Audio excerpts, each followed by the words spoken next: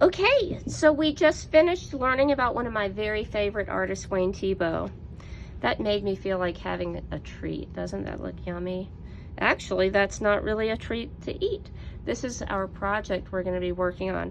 So we're going to be creating an ice cream sculpture, kind of inspired by all the treats we saw that Wayne Thiebaud created. So I'm going to put this aside and show you how we're going to get started today.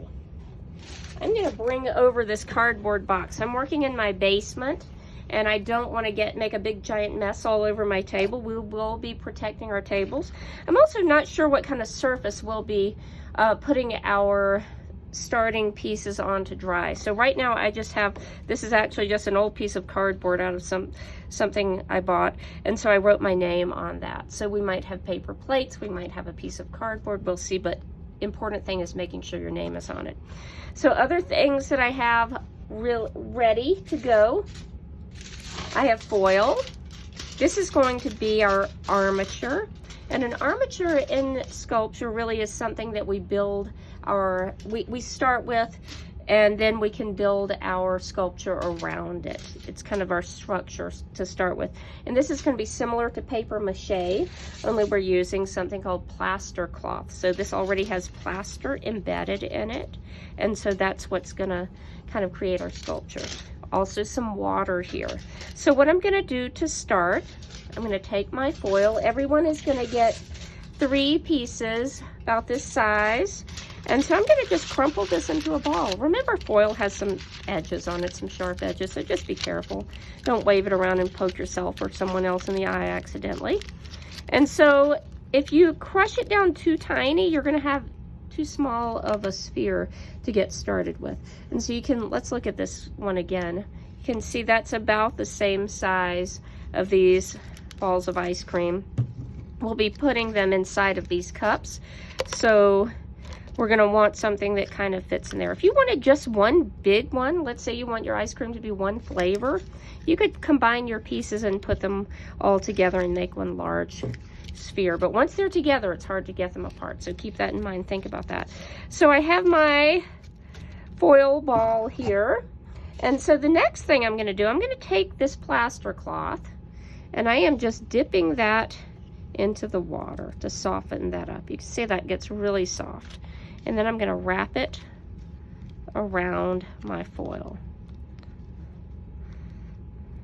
And so I think I'm going to probably only need about 2 pieces, maybe 3. So I'm not sure if we'll have it into squares like this, little strips where we'll put more on. We will see. Very easy to cut with some scissors if we need to. So I'm going to wrap this around going the other direction. Kind of bring that together. And so what you're going to notice here, this has a really fabric-y texture. Ice cream does not have a fabric-y texture, does it? And so we want to try to smooth this out. And so I might actually want to put another piece on here too. That's just going to give me a little bit more plaster to work with. If your water starts getting white and powdery residue on the bottom, that's totally fine. Don't worry about that. As a matter of fact, if you can scoop some of that powdery residue out of the bottom and put it on your sculpture, that's going to help fill in some of those little gaps from the fabric. So now I'm just going to spend a little bit of time trying to smooth that out. And we're not going to be able to get it completely smooth, but we want to get it so that fabric texture is not as noticeable. A little bit smoother. We're kind of trying to fool people with our sculptures, so they might even think that we have real ice cream treats.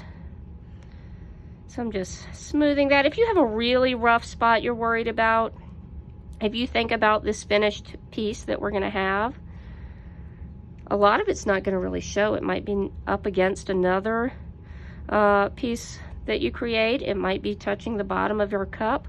It might have some pretend chocolate syrup on top of it or some sprinkles. So don't worry if it's not totally perfect.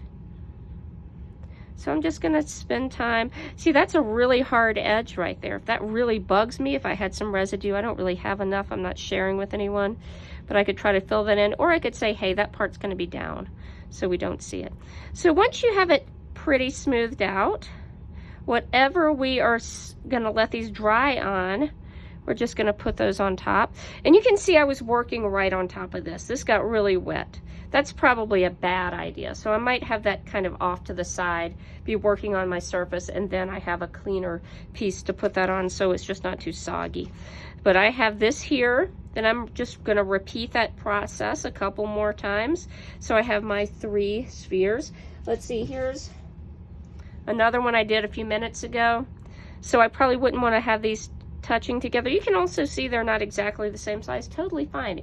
Because if we were having a real ice cream sundae, it's not likely we would have all of our ice cream scoops the exact same size. So then I will let you know where to carefully take these to let them dry. And then next time we meet, hopefully these will be dry and ready for the next step.